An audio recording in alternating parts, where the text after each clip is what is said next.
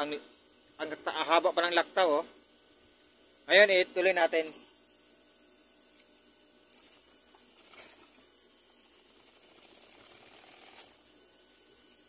So, ayan, ganun pa rin.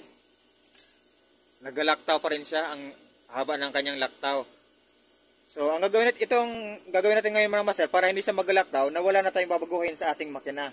So, tatasin lang natin.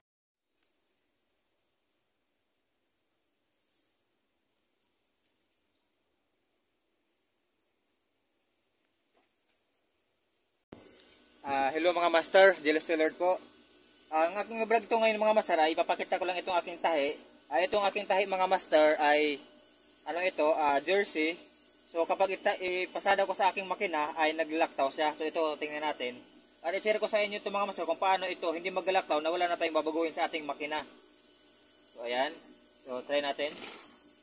Wala, ito pa tong una nating attempt.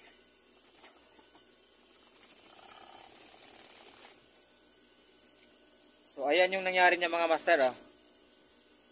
Ayan, oh. Naglalaktaw. Ayan, oh. Ang haba pa ng laktaw, oh. Ngayon, tuloy natin.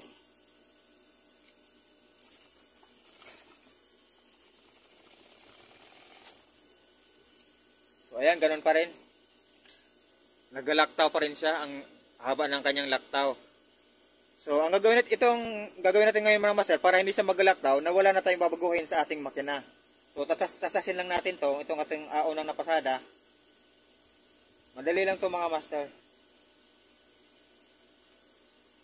Ang gagawin lang natin ay maglagay lang tayo ng pattern or papel sa ibabaw.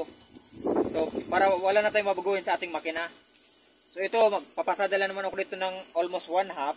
So, mula dito, magpatong lang tayo, ipantay lang natin itong papel dito sa ating edge, tapos pasok na tayo ng sewing allowance. So, ito na yung mga master.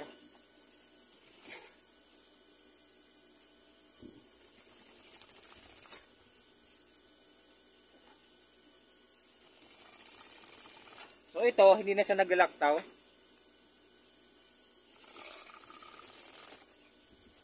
So, yan, pakita natin. So, ayan na siya mga master. Hindi na siya naglalaktaw. So, yan lang yung gagawin natin mga master. Kapag mayroon tayong mga tahi na mga jersey, yung mga rubberized na tela, yung nababanat, kapag naglalaktaw ang ating makina, tapos wala na tayong babaguhin dun sa loob, lagyan na lang po natin ng papel or pattern paper sa ibabaw. So, itutuloy natin yung tahi.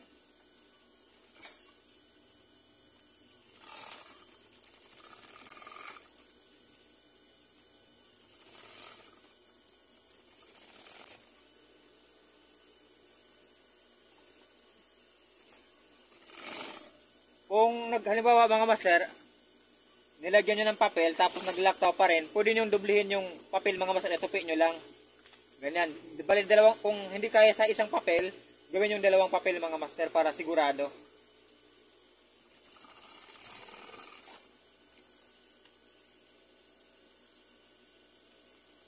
Ayan siya, oh. Ayan sa laylayan. So, yan lang gawin natin mga master. Lagyan lang natin ng pattern paper or papel. Kapag medyo hindi pa kaya sa isa, gawin yung dalawang papel.